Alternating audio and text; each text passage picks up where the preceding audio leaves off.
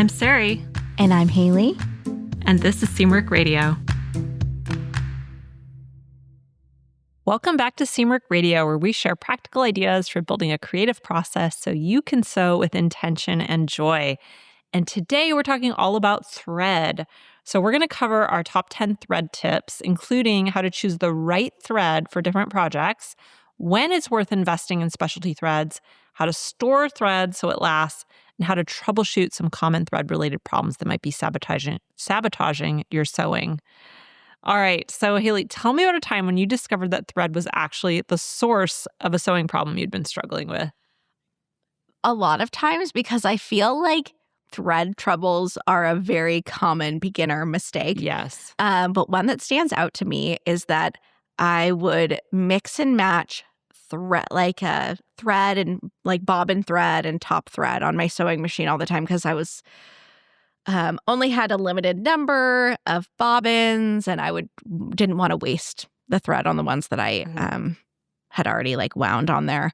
Until someone pointed out to me that was the issue or the cause of some of the tension issues that I was experiencing using two different kinds of threads. And I did not believe them until I started putting it into practice. And I realized that they were correct.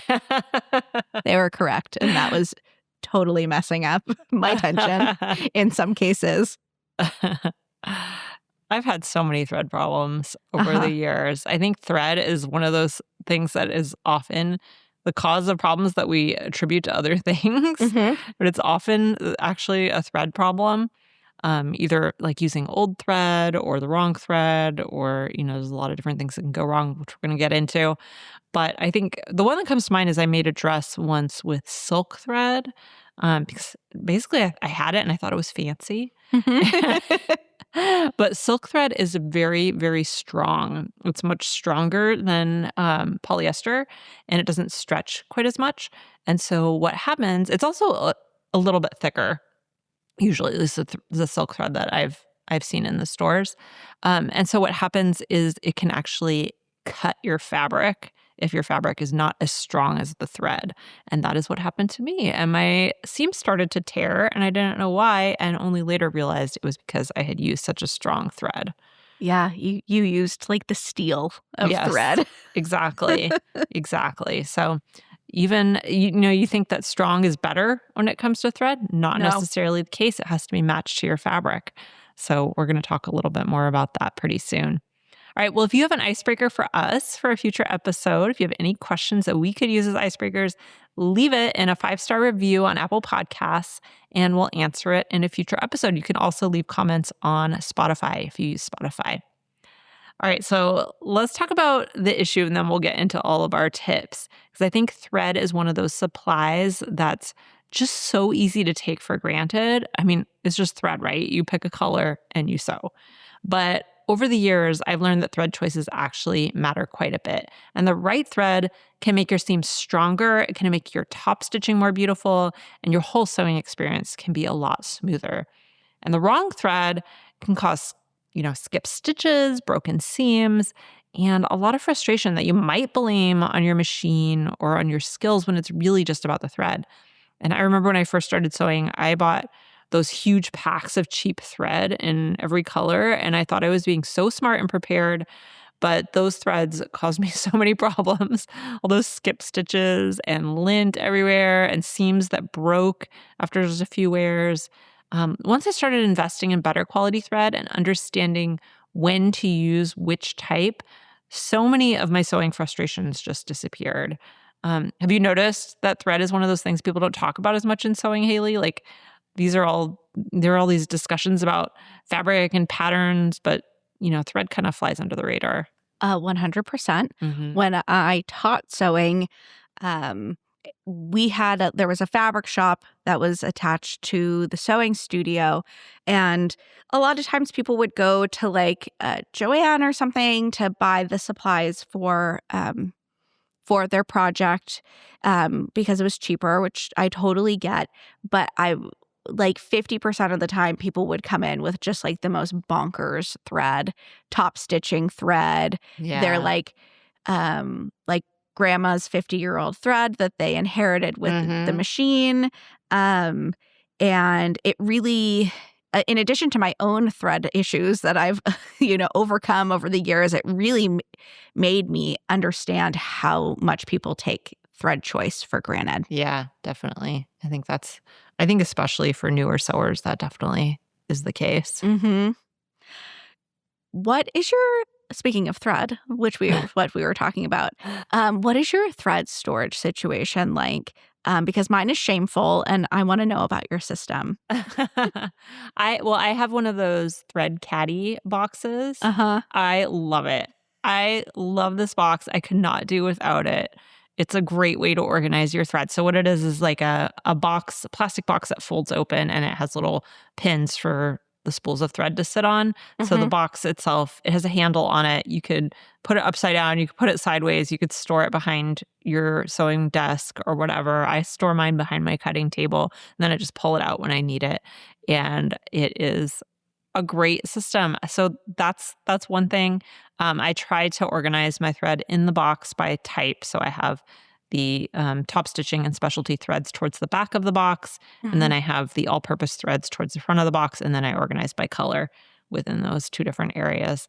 So that's what I do. And then for some of my real special threads, like for example, one thing that I really like that I've discovered relatively recently is fusible thread, which I use in the bobbin for things like whenever I need to glue base something together, or it's really, really helpful when you're doing bias tape, because you can just stitch the bias tape on with fusible thread in the bobbin, and then you can just fuse the back of the bias tape over, and it's perfectly aligned. Oh. So I love this stuff. I used it on the quilt I just finished. It's great, but it looks just like regular thread on the bobbin. And you don't want to use it accidentally when you just wanted white thread. So when I need to keep things together, I take a rubber band and I put it through the middle of the spool, and I attach the bobbin directly with a rubber band to the spool so that I know exactly what is in that bobbin if it's something really special like that. So that's my system. I like your system. Yeah. So I have a shoe box that's maybe 20 years old that I keep all of my thread in. All of my like my small spools of thread, I have a different box for my cone thread. Yeah, and I always say that I've probably talked about it on the podcast many times before. I always am like, I'm gonna get a system. It's like gnarly because the box is super tattered, but it also like doesn't not work. Yeah. So it's been very low on my list of organizational problems in my life that I'm trying to fix. So Yeah. Understandably. you know those ones. Yeah, I have many of those. Some things you put the energy into, and some things are just not as important. I'm manifesting finding one at Goodwill, and then I'll have no excuse not to buy one. Yeah. So Yeah. I still need a better solution for my my serger thread cones. Right now they're fine. They're on a shelf, but as I get more and more of them, it's not going to last forever. Yeah, this is the problem with the cone thread. Yeah, I've upgraded to a larger Amazon box, but it's only a matter of time. Yeah. Well, let's get into these thread tips because we have some great ones. I'll kick us off with understanding the core types of thread and their purposes. So let's start off with the basics. All-purpose polyester thread. This is going to be your workhorse thread for most sewing projects. It's strong. It doesn't shrink. It works beautifully on both woven and knit fabrics. It has a slight stretch to it. It's not stretchy in the way that elastic is, but it has like a little bit of flexibility that actually makes it perfect for garments, even on stable wovens, because fabric moves and stretches when you wear it. It's not like totally static. I use all-purpose polyester thread on probably 90% of my sewing. Mm-hmm. Then there's cotton thread, which is more traditional. Cotton has no stretch, which makes it really great for quilting and woven fabrics, but not necessarily ideal for knits. It presses really beautifully and it creates less shine than polyester, which some people just prefer the look of. Um, but here's the thing, cotton thread can shrink. So if you pre-wash your fabric, make sure to use pre-washed cotton thread or expect some puckering. I will say that most high quality cotton thread, like Metler, for instance, is going to be pre-shrunk, but it's something to look out for. It's also worth mentioning that cotton breaks a little bit more easily than polyester under stress, which, depending on your fabric, is not necessarily a bad thing. Like Sari mentioned with the silk thread, you kind of want to match your strength of your thread to your fabric. Now, about matching thread to your fabric, this is something that people ask a lot about, but you don't always have to match fiber content. But there are times where that kind of does matter. For example, polyester thread on really delicate silk can sometimes cut through the fabric over time because it's stronger than the fabric itself. And cotton thread on a high-stress knit seam might snap because it just doesn't have as much give. So what we want to look for is that we're matching the strength and the flexibility more than the fiber itself. Yeah. Sari, do you tend to match your thread to your fabric type, or do you mostly stick with polyester? Honestly, most of the time I stick with polyester. I Yeah. use all-purpose polyester for most things. For quilting, I might use cotton thread, but I also might use polyester because I think it looks just fine. And there's nothing about it that I really mind. And it's strong, it's durable, it works for most things for me. So that's what I use most of the time. I will use a heavier thread for things like top stitching, which I'm sure we'll get into, but that's mostly what I use. All right, and the next one is to know when to invest in specialty threads. So we've talked about your everyday threads, but there are some specialty threads that are worth knowing about. And top stitching thread is one of my favorites for certain projects. So this is a thicker thread, usually a 30 weight or even a buttonhole twist. It can be labeled as a buttonhole twist.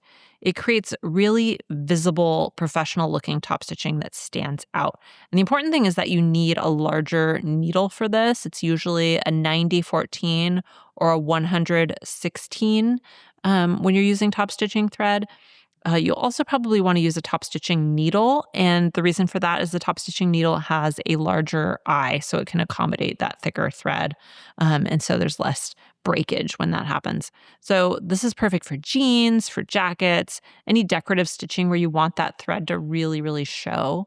But if your top stitching won't be prominent or you're going for a more subtle look, you don't necessarily need it. You can use regular thread and that works just fine as well. Silk thread is another specialty thread that I love. It's fine and it's strong at the same time. So it's virtually invisible in seams. It presses really well and it's really great for delicate fabrics where you don't want to see any stitching as long as you match it to the fabric. So if you're using a really heavy thread with a delicate fabric, that can cause problems, which is what I did when I mentioned my problem earlier. But it's also really beautiful for tailoring and for handwork.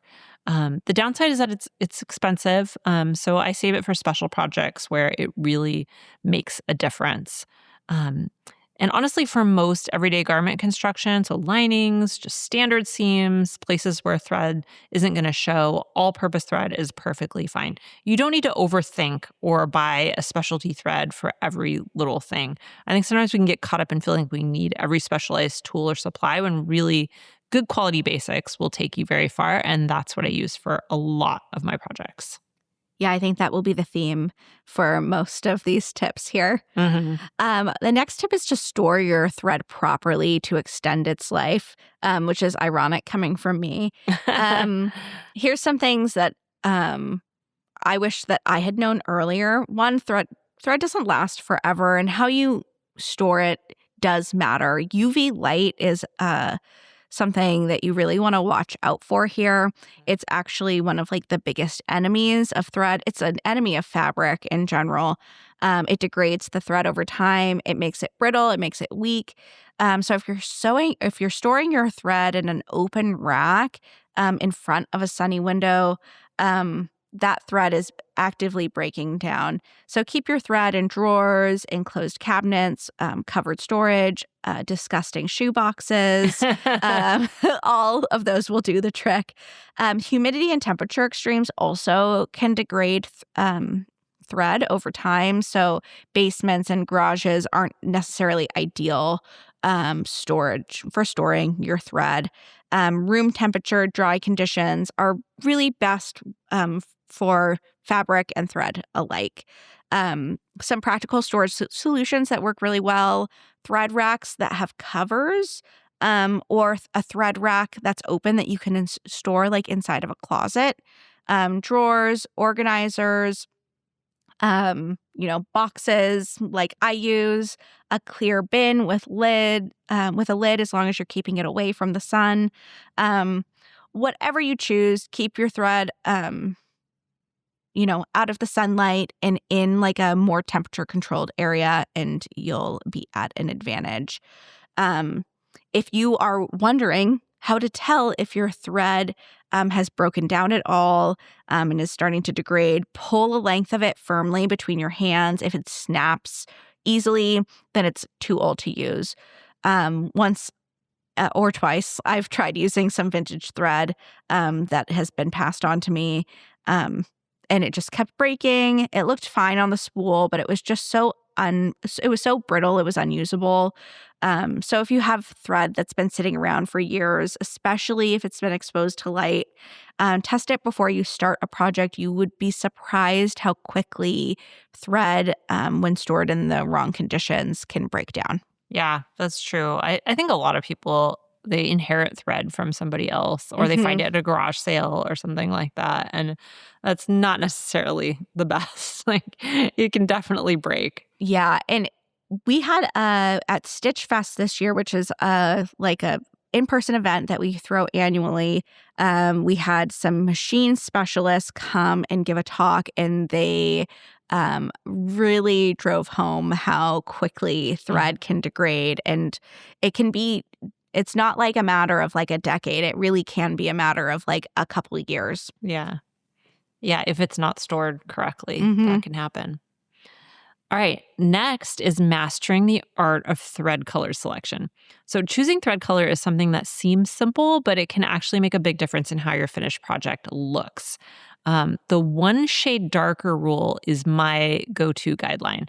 So thread that's slightly darker than your fabric tends to disappear into seams, and lighter thread can create a visible line, especially on darker fabrics. So when I'm unsure, I test on scraps to see how visible the stitching is going to be. I remember once I was in Stone Mountain and Daughter Fabrics in Berkeley, because I used to live in Berkeley, California, and I was there and I was trying to decide between two different thread colors. And that's when I learned this lesson. One of the very knowledgeable staff came over and was helping me choose, and she told me, always choose the darker one. If you're choosing between two colors that look like they both match, choose the darker one, because that one's going to fade into the fabric a lot better. And I've always gone by that rule ever since, and it works well. And you'll notice it once you're told this, you'll notice it when you put two different threads against your fabric. You'll see that the lighter color one will be brighter and will stand out more. But you also want to think about whether you're trying to blend or you're contrasting. So for invisible seams, you want to match it as closely as possible. Obviously, for top stitching, you need to decide if you want to stand out or if you want to blend in. So if you're working with multiple fabrics in one project, you want to choose thread that works with the most visible fabric. So if you're, for example, you're doing something that has color blocking, or you're doing something that's quilted or patchwork, then you want to choose your thread based on which one's going to be the most visible. Or maybe you want the thread to really stand out. So that's just a design decision that you need to make. So what do you do when you don't have an exact match, Haley? As someone who used to work at a fabric store, this happens all the time. And my most asked customer service question every day that I would deal with. Really? 100%. Can you help me match a thread to this fabric? So I have some experience with this.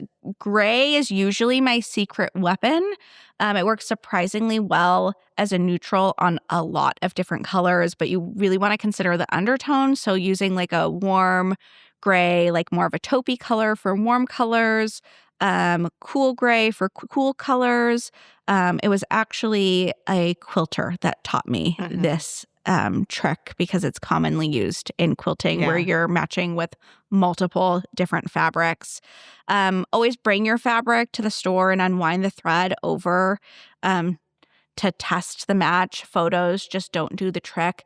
When you're in doubt, just like unroll a bunch of threads because you might be surprised at which one looks the best. Yeah. And then one more thing is that your bobbin thread doesn't always need to match your top thread, especially if it won't show on the finished project. So I might use white or neutral in my bobbin and just change the top thread as needed, depending on the project. It really depends on what you're making and how much you want it to fade into the fabric on the inside of your garment, but it's not necessary to always change the bobbin. Yeah. Just make sure that the type of thread is a match, the brand and the fiber content, and you are good to mix and match. Yes. Don't want to confuse anyone with my lesson that I talked about earlier. Unless it's a specialty thread that you're doing for a specific purpose, like the fusible thread I mentioned earlier, which you can't just put in the bobbin. But generally, you want to match your threads. Yeah. Next tip is to recognize when thread is the culprit in skipped stitches. This is like a really big one. Skipped stitches are so often blamed on the machine, but thread can frequently really be the real problem here. Thread quality issues are usually the cause. Cheap or old thread has inconsistent thickness, thick spots and thin spots along the same thread, and these irregularities prevent proper loop formation, which is what creates your stitch. Linty, fuzzy threads also can have a tendency to clog up your machine, meaning that you need to clean it more frequently, or even worse, take it in to get serviced more frequently, which is an expensive problem to create for yourself. Sometimes it's not the thread itself, but how it's threaded. The thread has to pass through all the guides in the correct order. So check that thread feeds smoothly from the spool. If it's catching or like jerking against the spool, that can affect the stitch formation as well. Thread that's twisted around itself can also create just like general tension problems.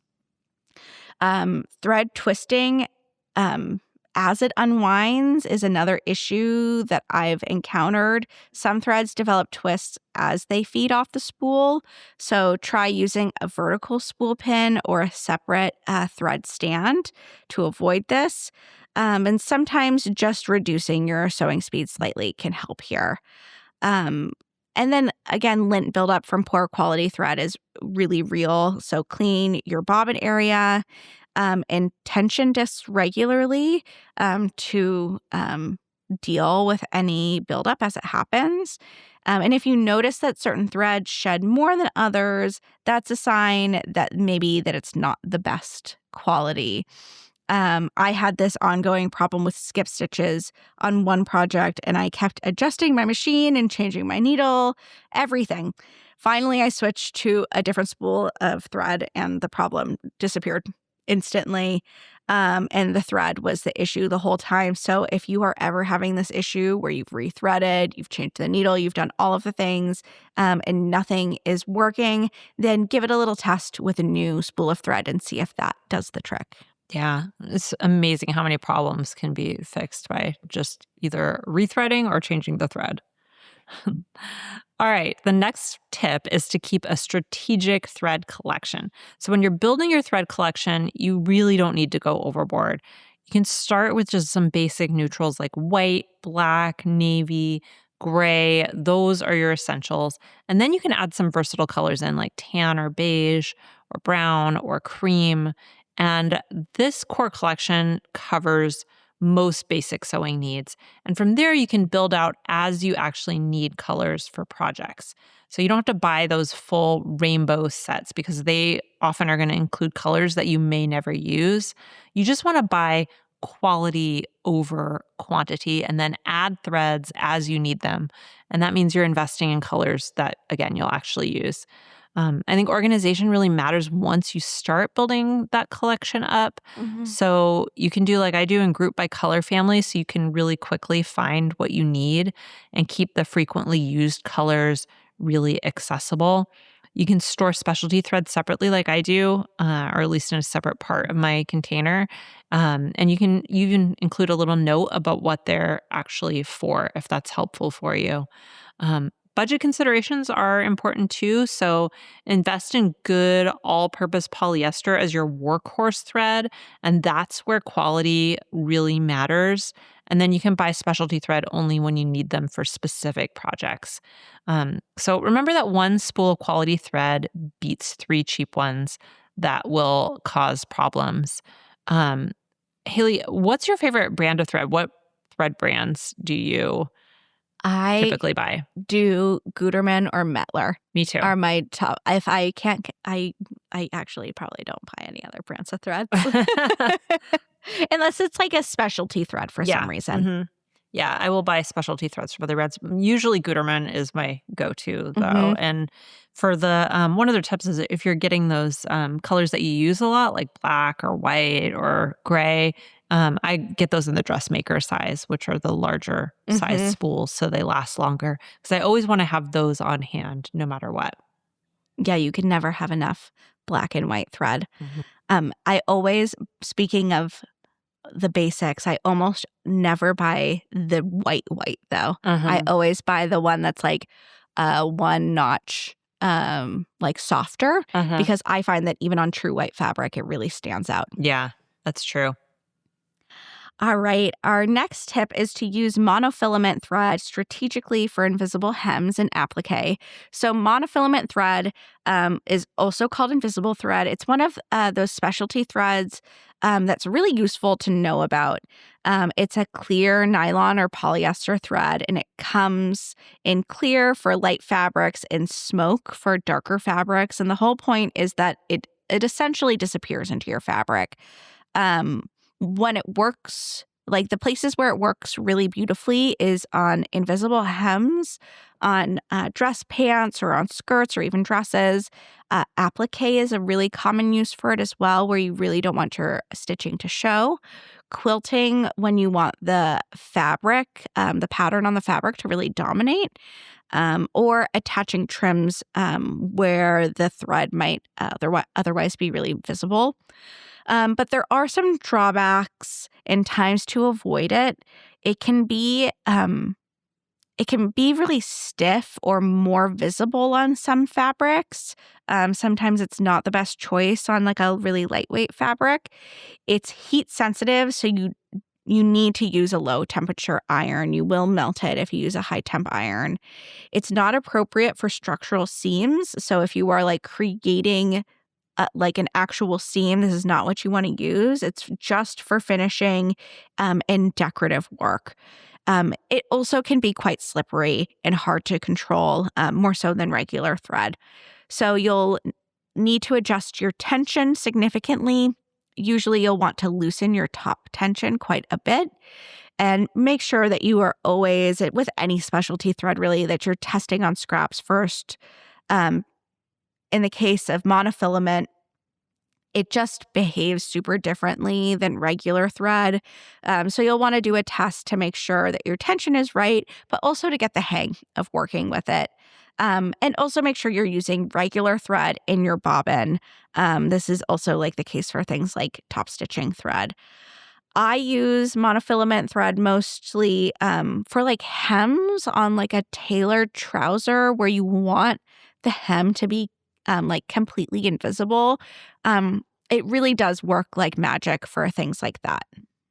Yeah, I think it's a great use for it. I wonder, I've never done this, but have you ever used it to apply like a patch pocket, like to applique on a patch pocket?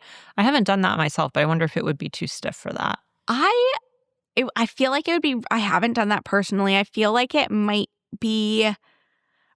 be really dependent on the fabric, I think.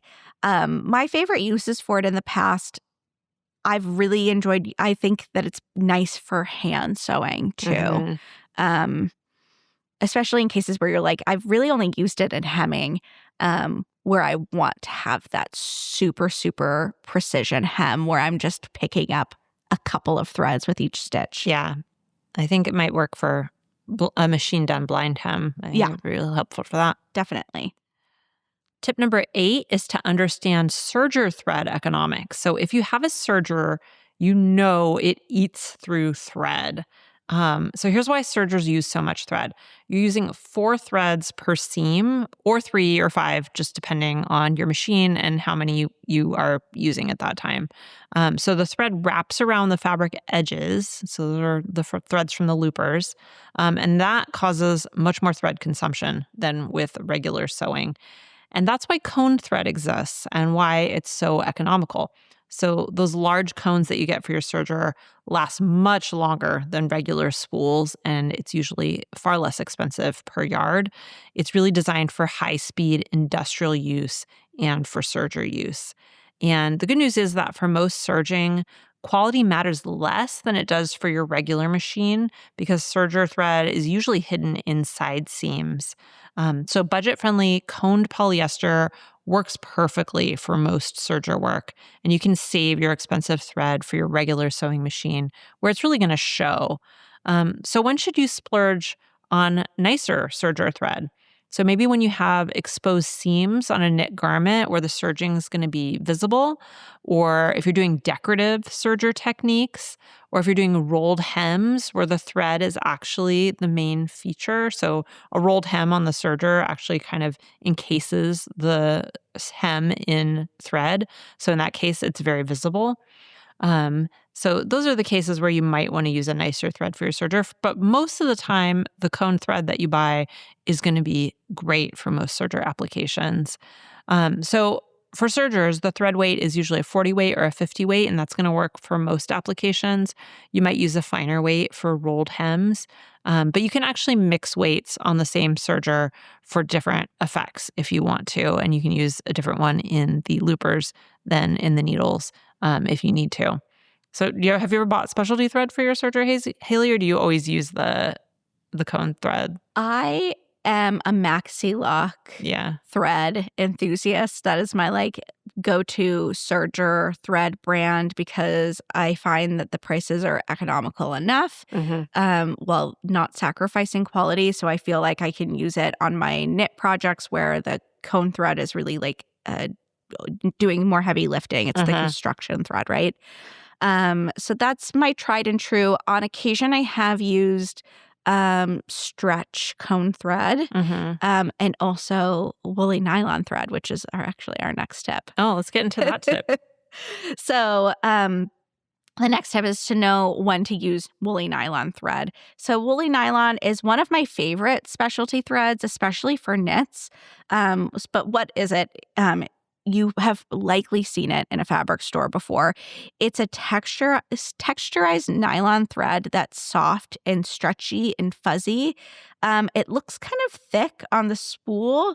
And as you unwind it, you'll see that the thread will kind of puff up, but then it compresses again when you sew it. It comes in a variety of colors, and some of the uses for it are using it in your serger loopers for a softer, stretchier seam. So it's really great where it's going to be right up against your body because it's not quite as abrasive as a regular polyester serger thread.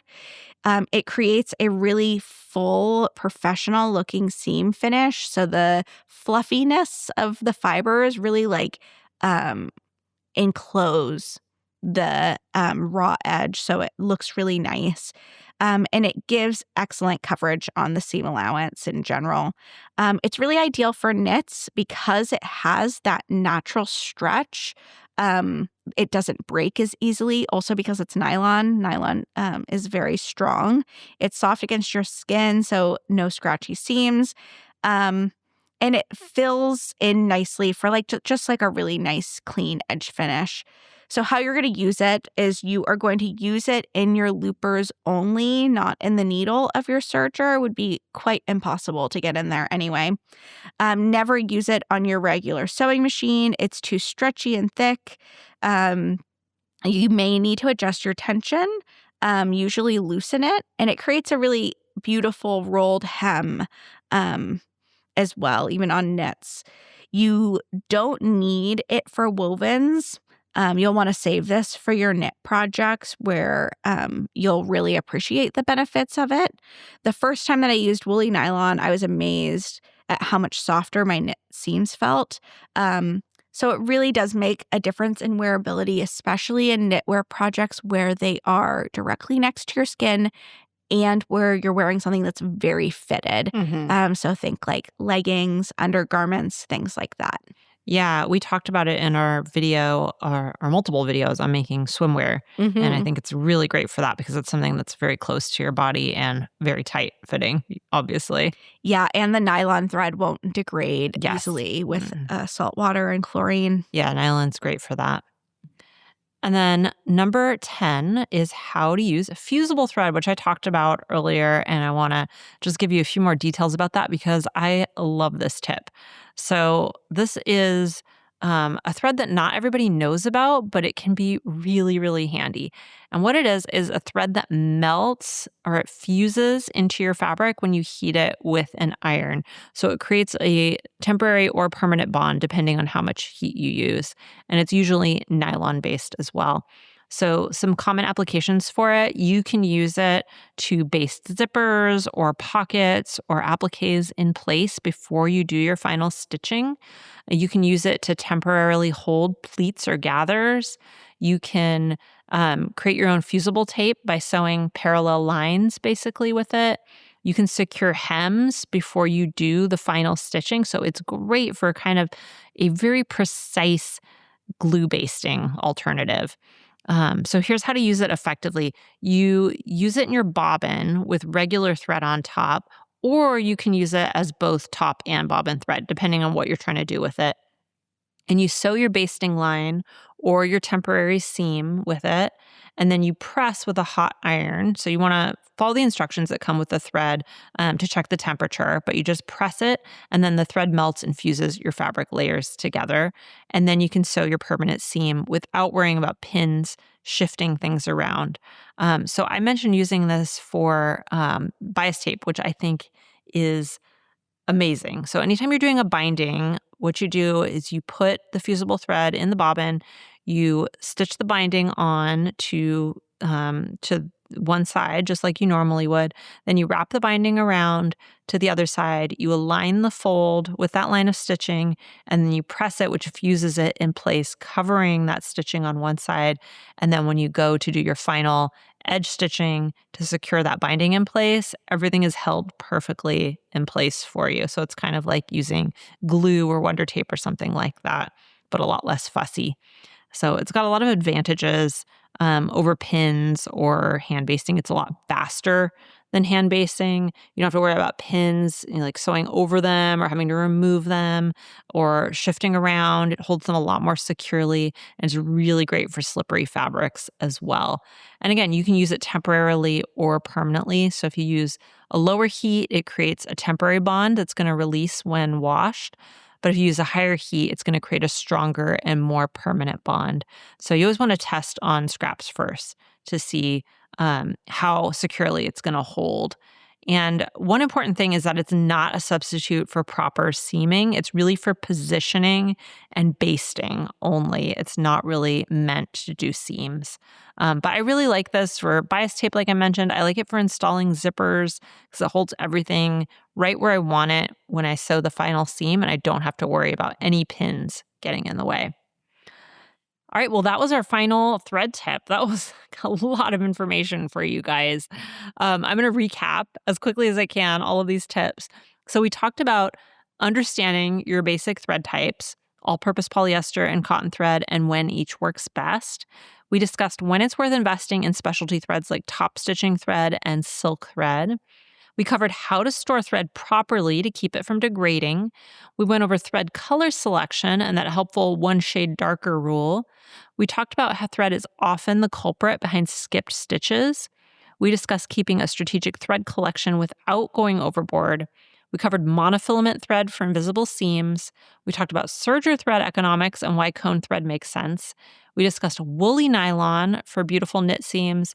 And finally, we covered fusible thread for basting and temporarily holding things in place. Woo! That was a lot of information. A ton.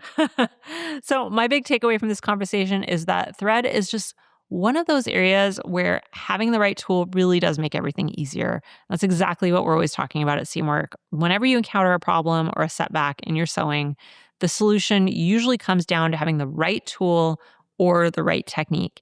And thread is just such a simple thing, but choosing the right one and understanding how to use it properly can solve so many frustrations before they even start. So that's my big takeaway. What about you, Haley? I think that my big takeaway is that thread can be the culprit of a lot of issues, but if you can just invest in good quality, all-purpose polyester thread, 99% of the time that is going to do the trick for any sewing project. You just ask yourself the question of if there are any like specialty scenarios that are going to come up in the garment, like if you want to have top stitching or like a particularly invisible hem.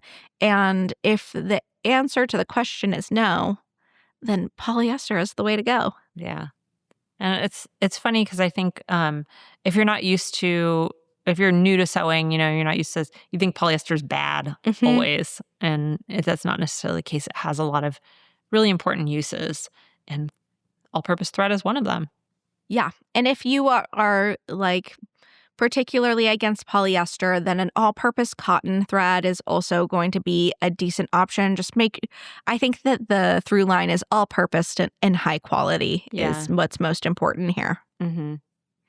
And speaking of making intentional choices, one of the best ways to feel really confident about your sewing is to have a plan for what you're going to make. Because I think when you plan your projects thoughtfully, thinking about your personal style and what you actually need in your wardrobe and what fabric and patterns excite you, everything else just falls into place more easily. And in that case, you're likely to use the thread that you already have. You'll finish your projects and actually wear what you make. And that's why we created our free wardrobe planning kit. So it includes wardrobe planning sheets you can use to create your own sewing planner, our guide to sketching, including the easiest way to make custom croquis, tips for working with color and prints, even if they intimidate you, and even paper flats that you can cut out and play with like paper dolls to plan your outfits. So it's a complete system for designing the wardrobe you actually want to wear, and it's completely free. So you can download it at seamwork.com/go/wardrobe-kit, and we'll put a link to that in the show notes. Because I think when you start with a clear vision of what you want to create, all those decisions we talked about today, like which thread to buy or which colors to keep on hand, it just becomes so much easier because you know what you're working toward. All right. Well, if you like this episode, please leave us a review. You can also follow us on YouTube at Seamwork Video. You can follow us on Instagram at Seamwork. And if you'd like to become part of the Seamwork community, just head over to seamwork.com to learn how to join, and you'll get access to our full library of patterns plus classes and our wonderful community. And that's it for us this week. I'm Sari. And I'm Haley. And this is Seamwork Radio.